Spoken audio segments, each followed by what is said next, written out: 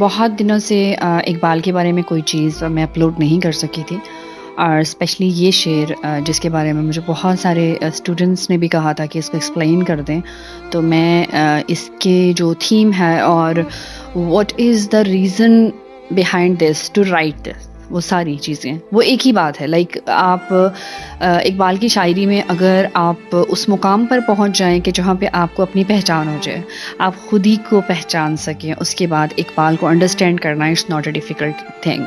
تو علامہ اقبال کا یہ شعر ہے: کبھی اے نوجواں مسلم تدبر بھی کیا تو نے، وہ کیا گردوں تھا تو جس کا ہے ایک ٹوٹا ہوا تارا. It's really a deep thing. سب سے پہلی بات تو یہ ہے کہ جو آج کا نوجوان ہے، جو آج کا مسلم ہے، وہ مسلم نہیں ہے جو اقبال کی شاعری میں ہمیں نظر آتا ہے. امپورٹنٹ چیز یہ ہے کہ سب سے پہلے انڈرسٹینڈ کرنا ضروری ہے کہ کیا آپ کا جو فزیکل وجود ہے، your materialistic body is the most important thing then your inner. میں نے اپنی پچھلی علامہ اقبال کی ویڈیوز میں بہت بار میں نے ایکسپلین کیا ہے کہ انسان کی ریالٹی کیا ہے. Even with a pictorial structure I have explained many things about the reality of human being. Basically انسان جو مٹی کا پتلا نظر آتا ہے، وہ ایک پورا جہان اپنے اندر لیے گھومتا ہے، لیکن پرابلم کیا ہے کہ اس کو اس کی خبر نہیں ہے.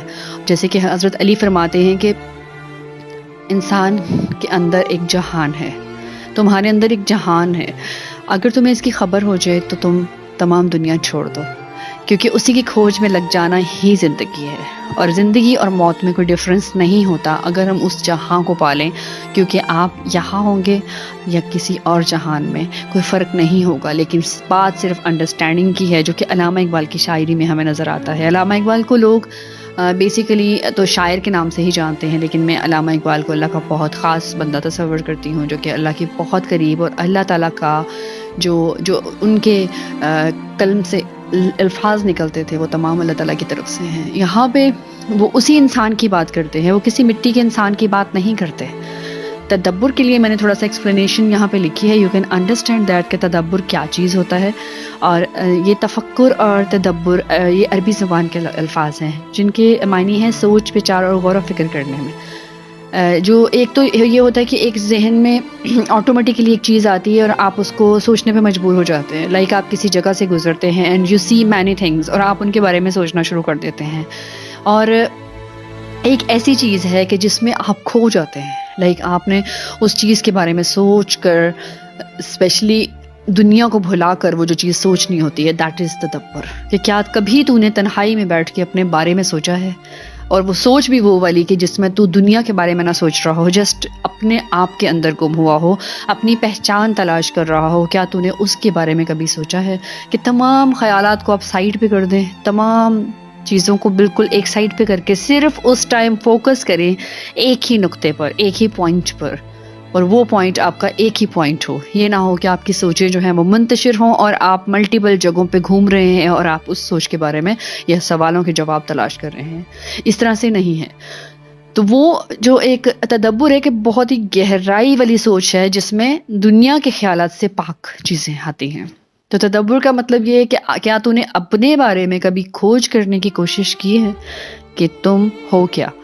بیسیکلی تمام خودی کا فلسفہ ہے جو ملٹیپل ورڈز کے ساتھ جو ہے وہ ایکسپلیننگ کیا گیا ہے، شاعری میں دیا گیا ہے، ورڈز میں دیا گیا ہے. ورڈز مختلف ہو سکتے ہیں لیکن فلسفہ خود ہی ہے کہ اپنی پہچان جو ہے وہ کرنے کے لیے ایک ایسا نقطہ، اس پوائنٹ پہ پہنچنے کے لیے آپ کو تدبر کی ضرورت ہے. کیا کبھی یہ نوجوان مسلم تدبر بھی کیا تو نے؟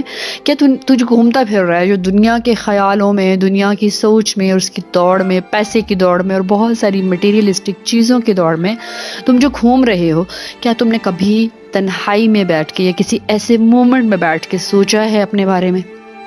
اور آگے ہم بات کرتے ہیں، یہ آسماں اور فلک کی بات ہوتی ہے کہ وہ کیا گردوں تھا تو جس کا ہے ایک ٹوٹا ہوا تارا. گردوں کہتے ہیں آسمان یا فلک کو. اب آسمان اور فلک میں بھی بہت زیادہ ڈفرنس ہوتا ہے. آسمان وہ جو آپ کی حد نگاہ میں ہے، فلک وہ ہے جو آپ کی حد میں نہیں ہے. جیسے کہ ہم وہ علم حاصل کرتے ہیں جس کو علم فلکیات یا ایسٹرونومی کے نام سے جانتے ہیں، وہ علم فلکیات کہلاتا ہے، بیکاز آسماں آپ کی حد میں ہے، ہمیں بلو ایک نظر آ رہا ہے، مے بی یہ بلو نہ ہو یا کوئی اور کلر ہو، تو وہ ایک حد میں جو رہنے والا ہے وہ آسماں ہے، جہاں تک آپ کی نظر جاتی ہے، جو نظر سے آگے ہے وہ فلک ہے۔ تو کہتے ہیں کہ آپ کس مقام سے آئے ہیں، آپ یہاں کے نہیں ہو، آپ اس جگہ کے نہیں ہو، آپ ان آسمانوں میں بھی نہیں ہو، آپ ان جو افلاک ہیں ان سے آگے بھی گزرے ہوئے ہو، آپ وہاں سے آئے ہو، وہاں سے ٹوٹ کر آئے ہو۔ ٹوٹ کر آنے کا مطلب یہ ہوتا ہے کہ اپنی مرضی سے نہیں آئے۔ ٹوٹنے کا مطلب یہ ہوتا ہے کہ کوئی کہیں بھی گر گیا، ٹوٹا اور گرا، توڑا نہیں جاتا۔ ٹوٹنے والی چیز کہیں بھی گر سکتی ہے، لاوارث ہو جاتی ہے، اور وہ کہیں بھی، کہ آپ کا بیسک مقام کیا ہے، آپ کی رب تک رسائی، اسی مقام تک رسائی جس مقام سے تم آئے ہو، تمہیں وہاں تک جانا ہے، وہ بیسک تمہارا مقام ہے۔ کہ کیا تم نے کبھی بیٹھ کر سوچا ہے کہ تم آئے کہاں سے ہو اور تم کیا بن گئے ہو اس دنیا میں؟ بیسیکلی اس شعر کا مطلب یہ ہے۔ میں نے میرے خیال میں بہت ہی سمپل ورڈز میں اس کو ایکسپلین کر دیا ہے۔